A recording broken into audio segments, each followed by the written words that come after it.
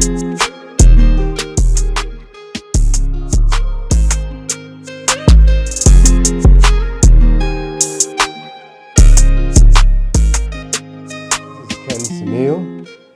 again, I would like to welcome you to my YouTube channel. Let's interact, let's watch the video, share and comment so that we can be able to have an interactive moment together with my viewers. As I had earlier said, that my YouTube channel will be a channel that will be able to handle critical issues that affect not just our country, but Africa and the entire world. And today I want to look at a critical issue that I have, realized that, is happening in our country. For those of you who know that Jomo Kenyatta International Airport, this year, if you're a good reader like myself, was voted as one of, in fact, the leading airport, international airport in Africa. This in itself tells a lot about our airport, the Jomo Kenyatta International Airport.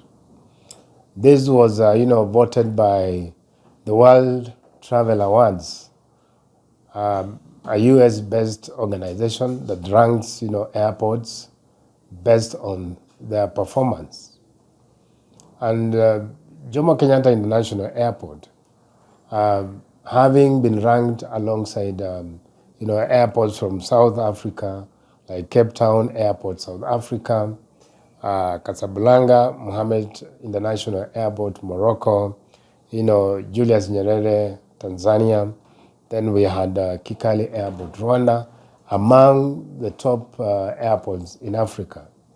So that by itself, that Jomo Kenyatta International Airport 2024 has been ranked as the best in Africa, is something that Kenyans must celebrate.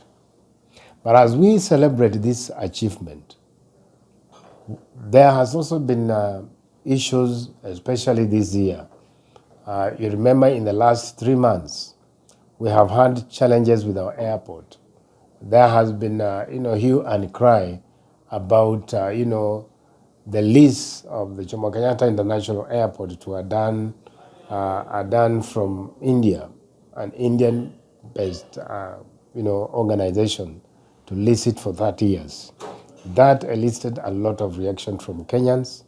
There were riots and demonstrations. Workers were forced to go on strike because they were not aware of, the deal that led to this, signing of the agreement. That disrupted a lot of business activities at the airport. But that notwithstanding, Jomo Kenyatta was voted as the best airport in Africa again. Alongside that, we have had cases where people arriving into the country have had to raise a lot of hue and cry because of the punitive taxes that have been imposed on the people coming into this country. Those are Kenyans who had traveled out and are coming back, visitors who are also coming into Kenya either for tourism activities or for visits or for any other purpose. There has been a lot of hue and cry. That notwithstanding, my critical concern has been raised by a letter that the Communication Authority of Kenya wrote on 6th of November by the Director General to Kenya Revenue Authority, that from 1st of January 2025, every person coming into Kenya via Jomo Kenyatta International Airport or any other, any other border, aviations must be able to declare what they are calling the IMEI number for every electronic gadget that they will be carrying. And this, to me, got my attention. Why is the Kenya Communication Authority of Kenya directing Kenya Revenue Authority that every person entering into this country must declare the IMEI number for their smartphones and even laptops or any other electronic gadgets. And for those of you who may not know, IMEI is just a short form of International Mobile Equipment Identification Number. So in other words, for every smartphone that you have, we have what we call an IMEI number. That IMEI number is an identity of your phone. And that number, or that IMEI number, has a lot of significance when it comes to your phone. And for us to be able to understand exactly why the government is so keen on ensuring that every person entering Kenya must, produce an IMEI number for their smartphones. It is very crucial for us to understand what is the significance of this IMEI number, because IMEI number will, as I've said, is an International Mobile Equipment Identification number for every smartphone that you'll be carrying. So from January 2025 next year, when you go out and you're coming in, you'll be required for every mobile phone that you'll be carrying or smartphone, you must declare that number. But they have said that they are going to exempt tourists who are coming into the country, and they are alive to the fact that that can be inconveniencing for the tourists who are coming into the country, knowing that Kenya is a regional tourism hub, and tourism being part of the key component that brings a lot of revenue to our country. So where do we find the IMEI number on your phone?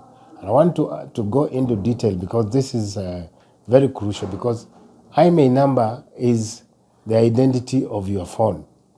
And somebody can use that number. The IMEI number is actually used for the purposes of identifying your phone. The IMEI number is also a number that when you go to your phone, if you want to know where your IMEI number is on your smartphone, you can go to your phone. And when you go to your phone, you'll go to *#06, then hash. If you press those numbers, there's a number that will be displayed on your screen. That is actually an IMEI number. For example, if you lose your phone today and you report to the police, maybe the CID, or maybe your telecom company, they require that you produce that number. If you have that number, that is the number they will now use to track down your mobile phone and be able to exit and move into the country and continue with my business. But I'm imagining a situation where my IMEI number has been retained by the KRA officials. If I was coming into the country, maybe I have bought some other phones for my family or friends. The IMEI numbers have also been retained by KRA. In the event that unscrupulous officers divulge this information to second or third parties who could be out not for good reasons.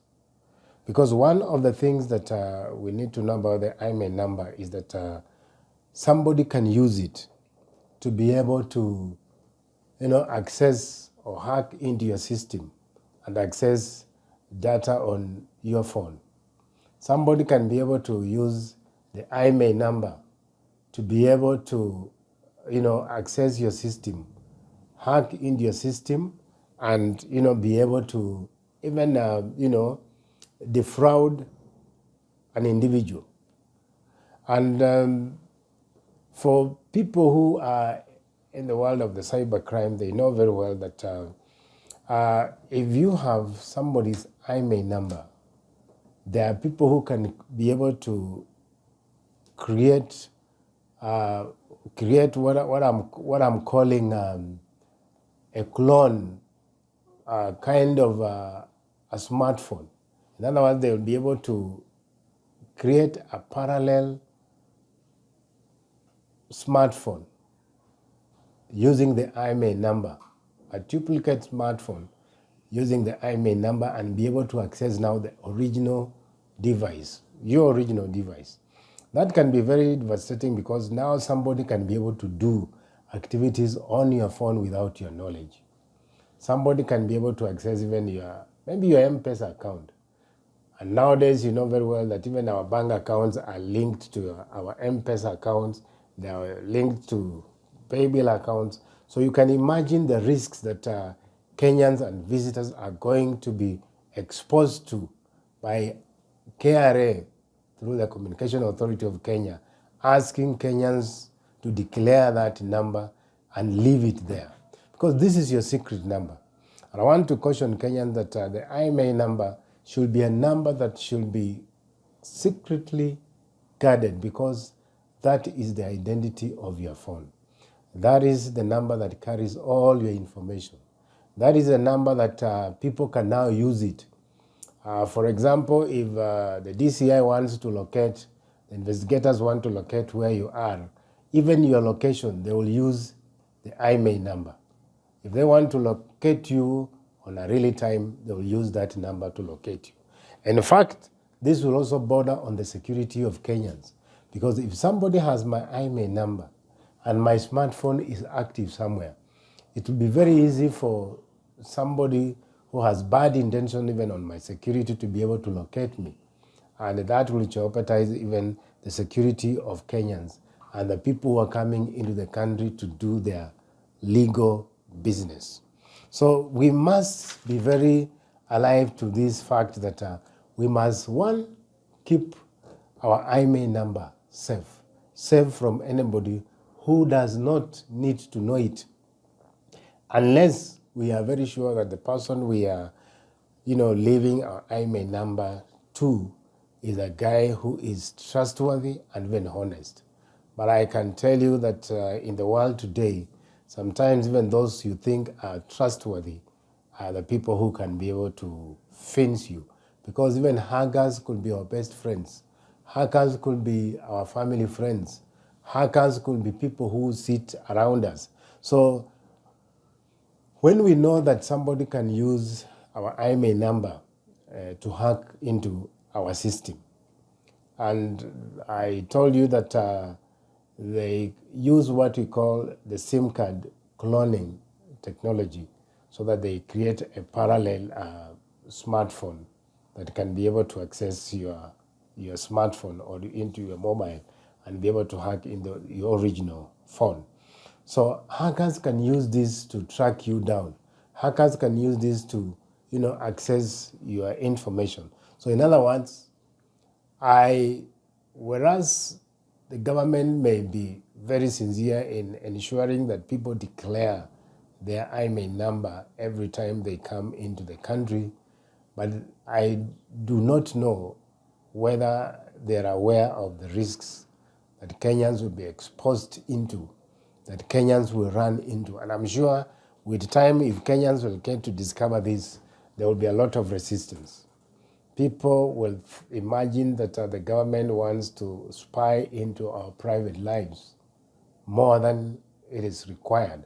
Because somebody can argue that, if the government wants to spy into your private lives, they can still do it.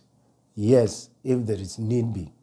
But when you are asking me to declare my IMEI number and leave it at the airport, or leave it with people that I'm not sure whether in a few years or any other time they can use that information for other things, then I have a reason to get worried.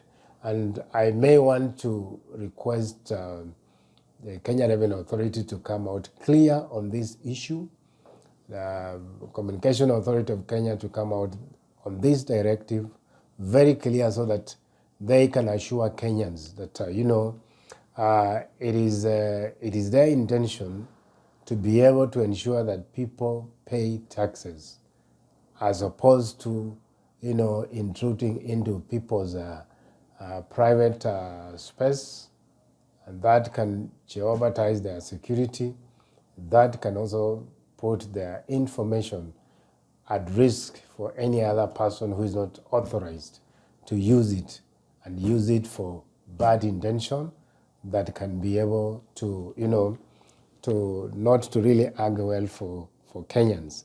But I wish to tell Kenyans that it is our moral responsibility to pay our taxes. We have been paying taxes. We will continue paying taxes. The problem is when taxes are not put into good use. And this is where the challenge is. And, as the Kenya Kwanza government continues to look for ways to raise revenue, which is understood, they must also be alive to the fact that people want services more than even being pushed to pay taxes. At the moment, we will see that taxes, our revenues are going into proper service provision. People will have no problem paying taxes. But I give my parting shot.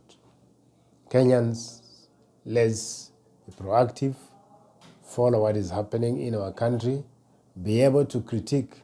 When we critique, it's not that we are not patriotic citizens.